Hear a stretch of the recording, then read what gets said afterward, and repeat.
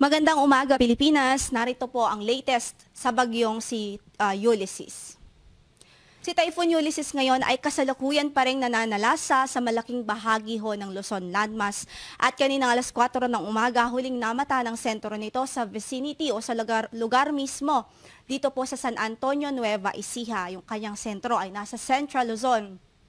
Pero yung eyewall niya ho, yung parte ng bagyo kung saan ay may pinakamalakas na hangin at malakas na mga pag-ulan ay malawak ho ito at nakakaapekto ngayon sa southern portion ng Northern Luzon, sa buong Central Luzon, sa Metro Manila, sa kasalukuyan at maging sa northern portion sa Calabarzon, sa buong Calabarzon. Samantalang yung outer rain bands nito nakakaapekto yan sa natitirang bahagi pa ng Luzon landmass at sa ilang bahagi ng Visayas.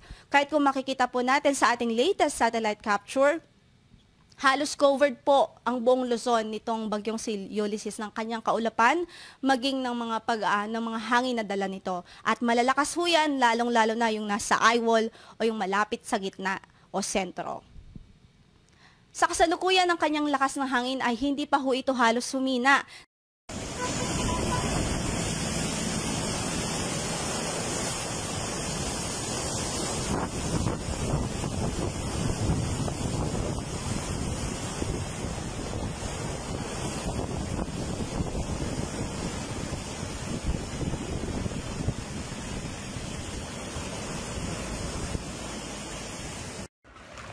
Yes, good morning ulit mga kapatid. Nawala kasi yung connection natin kanina.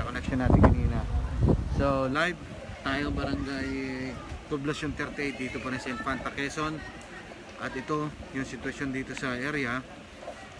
Kung bibili kayo ng chikot, ano po, yung chikot dito ng kotse.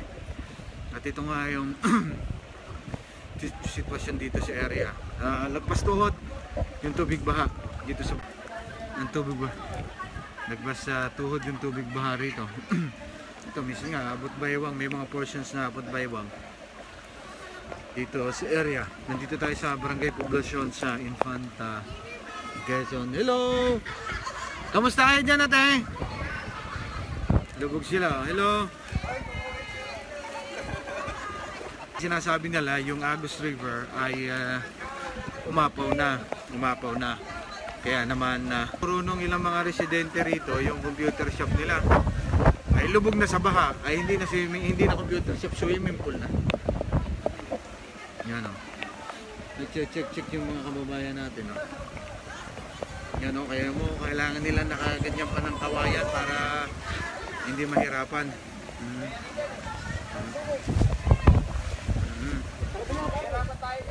Saan tayo pupunta, sir? Ayun o. Yun, nagre-rescue na rito yung mga pulis.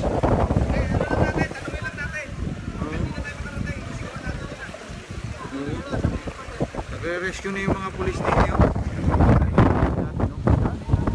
Sabi in-exclusive yan sa TV5 o. Nagre-rescue na yung mga pulis dito ng mga kababayan nating natrap na sa tubig baha. Ayun, malakas ang agos. Kung tatanong nyo, kita nyo yung si sir o. Hanggang tiyan na yung tubig baha. Magandang umaga, Pilipinas. Narito po ang latest sa bagyong si Ulysses.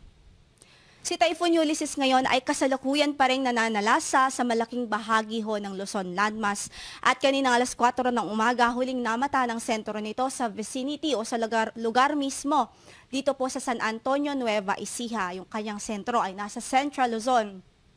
Pero yung eyewall niya ho, yung parte ng bagyo kung saan ay may pinakamalakas na hangin at malakas na mga pag-ulan ay malawak ho ito at nakakaapekto ngayon sa southern portion ng Northern Luzon, sa buong Central Luzon, sa Metro Manila, sa kasalukuyan at maging sa northern portion sa Calabarzon, sa buong Calabarzon. Samantalang yung outer rain bands nito nakakaapekto yan sa natitirang bahagi pa ng Luzon landmass at sa ilang bahagi ng Visayas.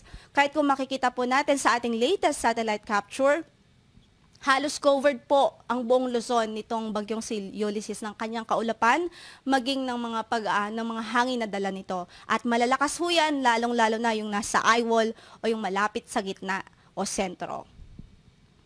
Sa kasalukuyan ng kanyang lakas ng hangin ay hindi pa ho ito halos sumina. Nasa 155 kilometers per hour near the center pa rin ang kanyang taglay na lakas ng hangin at ang kanyang gustiness ay umaabot po sa 255 kilometers per hour. Bumilis din ang kanyang pagkilos na ngayon ay hilagang kanluran sa bilis na 25 kilometers per hour. So for the past hours ay medyo bumilis ang kanyang pagtakbo. Sa track nga ho na ipinalabas ng Pag-asa as of 5 a.m. today, makikita ho natin, ito ho yung naging daan ni Typhoon Ulysses mula sa dagat papunta po sa ating landmass. Kahapon nga ho at around 10:30 ay unang naglandfall ito dito sa Patnanungan, Quezon. Sumunod dyan yung Bordeos, Quezon at madaling araw din ay naglandfall ito sa pangatlong pagkakataon dito ho sa General Nakar, Quezon. Borderline ho yan ng Quezon Province, borderline ng Northern Quezon at maging ng Aurora Province. At simula doon, nung entry niya dito sa landmass na ito, ay tinahak na po nito ang Bulacan, papuntang Nueva Ecija, papuntang Tarlac, at ine-expect natin na eventually this morning ay lalabas ito ng ating landmass doon sa Zambales Coast area. So morning or hanggang tanghali, nasa labas na ang sentro nito ng ating landmass. Pero yung diameter niya, hagip pa rin ang ilang bahagi ng Luzon landmass, particular na ho sa western section. And in the next 48 hours, so 2 days pa po yan, inaasahan natin na sa labas na ng ating area of responsibility si Bagyong Ulysses. Pero again, 2 days pa po yan, kung kaya't sa ngayon, critical pa rin ang ating sitwasyon sa malaking bahagi ng Luzon kung saan ay nananalasa pa rin ho si Bagyong Ulysses. Kaugnay dito ang Tropical Cyclone Wind Signal number 3, nakataas pa rin sa southern portion ng Quirino, southern portion ng Nueva Vizcaya, Pangasinan, Nueva Ecija, Aurora, Tarlac, Zambales, Bataan, Pampanga, Bulacan, Metro Manila, Rizal, Cavite, Laguna, northern and central portions of Quezon including Polillo Islands, maging sa Batangas. Sa mga nabanggit nating lugar, ito po yung most critical areas kung saan ay direktang apektado ng sentro at ng eye wall. Yung eye wall at inner rain bands nitong bagyong si Ulysses kung saan ay inaasahan natin ang malalakas na mga pag-ulan, ang malalakas na hangin, maaaring magpatumba ito ng mga poste, ng mga puno, maaaring mag-cause ng damage sa mga bahay, na lalong-lalo na yung mga gawa sa light materials. At ito din ho ang areas kung saan ay very prone sa mga pagbaha at pagguho ng lupa dahil sa patuloy na pagbuhos ng ulan. Samantala, signal number 2 naman, sa central and southern portions ng Isabela, rest of Quirino, rest of Nueva Vizcaya, Mountain Province, Ifugao, Benguet.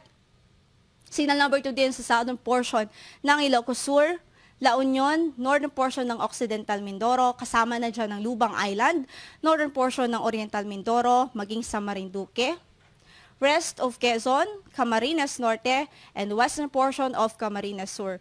Kung mapapansin po natin dito sa image na ipinalabas ng Pag-asa, yung yellow shaded areas, yun po yung signal number 2, yung orange, yun po yung 3, habang yung light blue naman ay nasa signal number 1.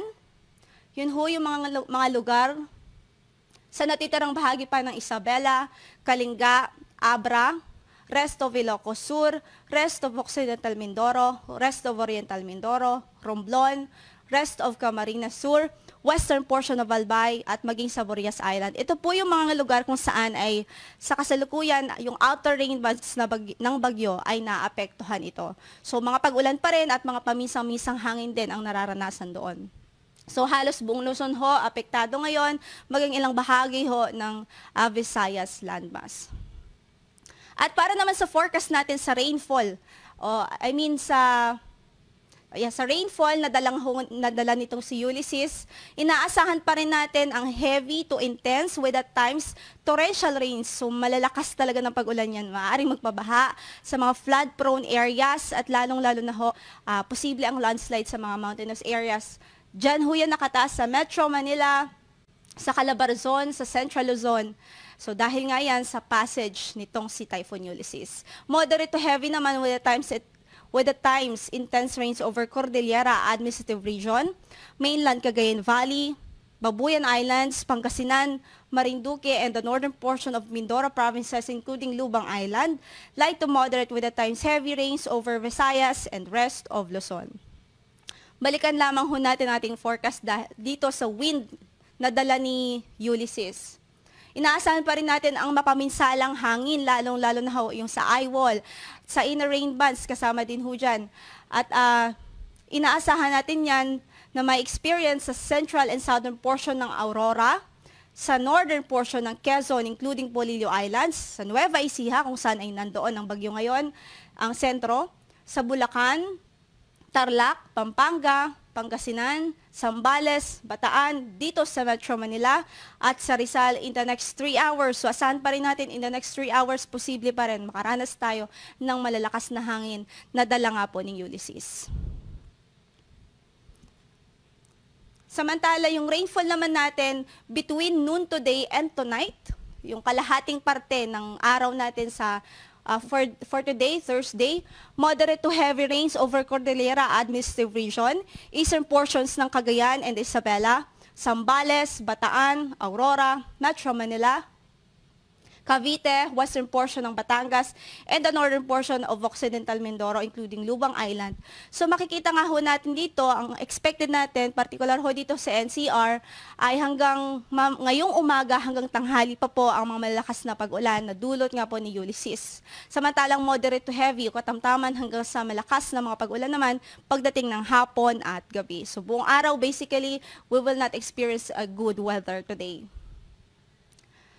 Para naman sa track ni Ulysses, inaasahan natin ang pag-cross talaga nito o pagtahak nito sa buong Central Luzon, sa region ng Central Luzon. And the typhoon is forecast to emerge over the western seaboard of Zambales this morning. At base din ho sa ating pagtaya, this typhoon may exit the Philippine area of responsibility tomorrow morning or by tomorrow afternoon. So bukas pa ho yan, kung kaya huwag pa rin ho tayo maging kampante dahil in the next 24 hours, maapektuhan pa rin tayo ng bagyong si Ulysses.